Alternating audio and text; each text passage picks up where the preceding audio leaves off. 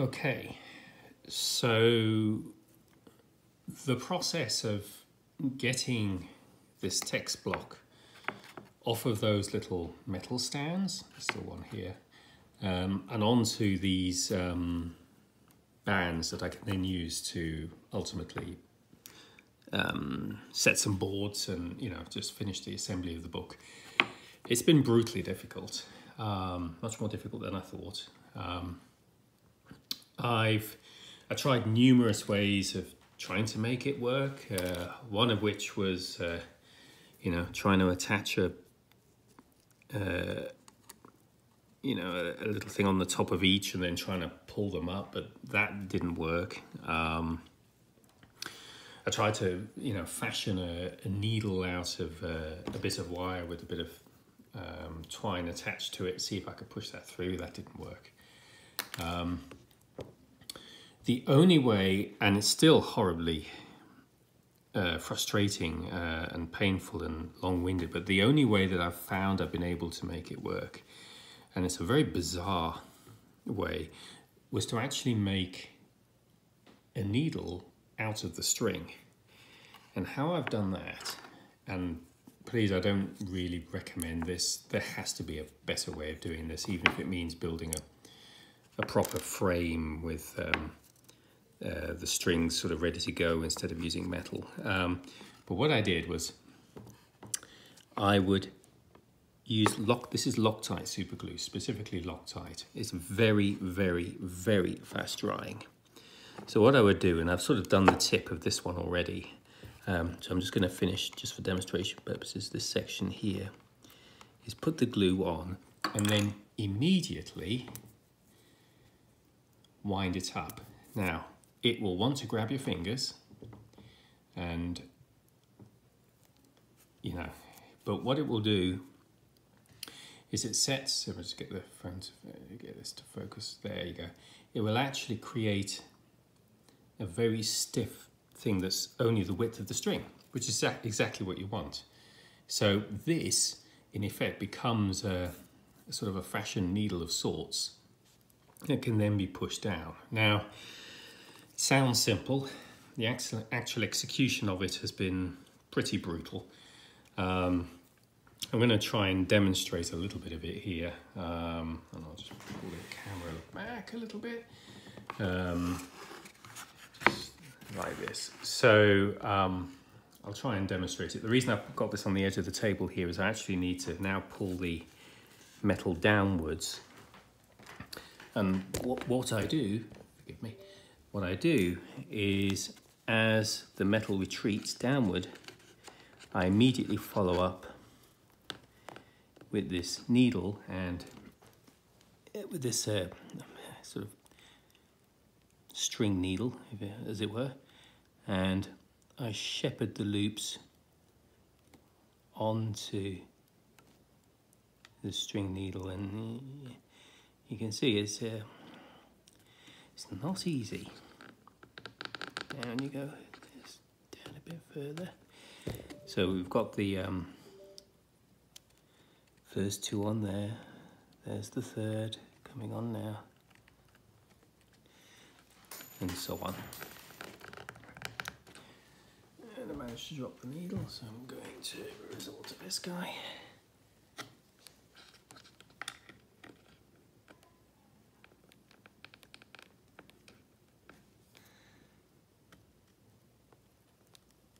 There's the fourth. I mean, it's not easy, it's problematic. You can see I'm already struggling here a little bit. As I say, I'm not recommending this. It's there has to be, frankly, a better way. One thing I would recommend is, you know, take it in stages. So I'll pull these four through. You can see the needle's basically already broken.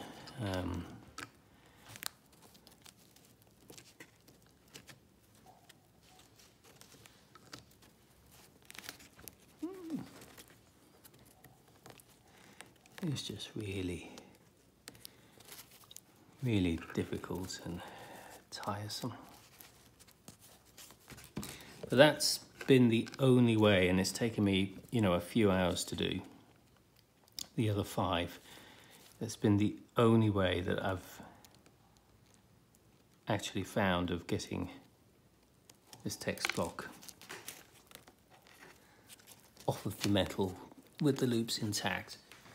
Let's see, I'm going to grab this tip here with the pliers. There we go.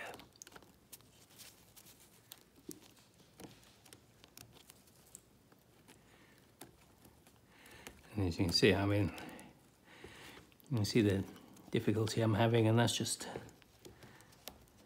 the first 4. I need to now continue doing this.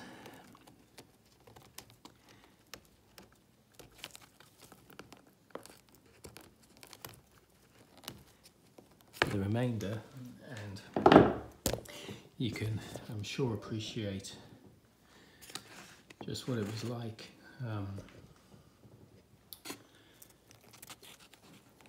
doing the other 5. It was not easy at all.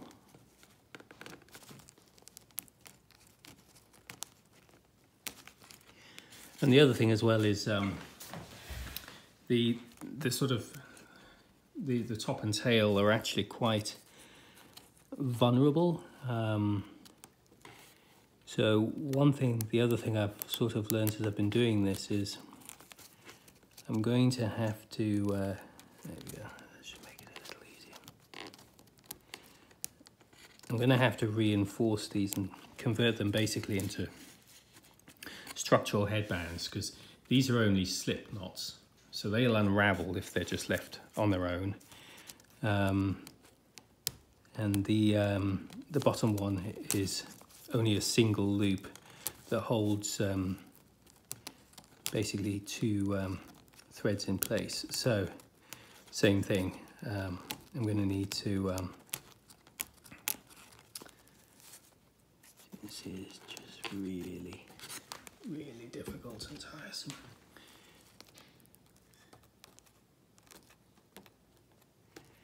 Obviously every time you make you improvise a needle out of the string like this, you don't really have much control over its width, so it's very easy for the thread just to get jammed and hung up and just generally misbehave and cause you problems. Oh, there we go. I think we're making some finally sort of giving. There we go. So now I'm going to have to do that for the remainder of them.